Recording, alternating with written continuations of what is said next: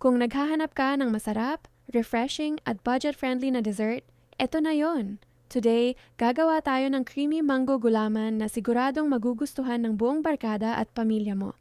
Tapusin lang ang video hanggang dulo. Eto lang yung mga kailangan natin. Crushed graham, melted butter or margarine, fresh mango, yellow gulaman powder, evaporated milk, condensed milk, half cup cornstarch at tubig. Sa isang kawali, pagsamahin ang isang sachet ng yellow gulaman, half cup of cornstarch, 1 can evap milk, 1 can condensed milk, 4 cups of water at haluin hanggang sa wala ng lumps ito. Then ilagay ang shredded mango at haluin. Isa lang sa apoy at tuloy-tuloy na haluin hanggang sa kumulo at lumapot ang mixture. Dito naman sa ating cake base, gagamit tayo ng crushed graham, lagyan ng melted butter or margarine at haluin. Ilagay sa container at i-press down hanggang maging flat at compact.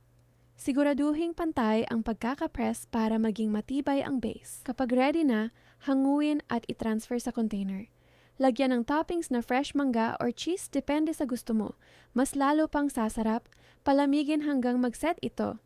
At kung umabot ka hanggang dito, paki-comment naman kung taga-saan ka at kung saan umabot ang video natin.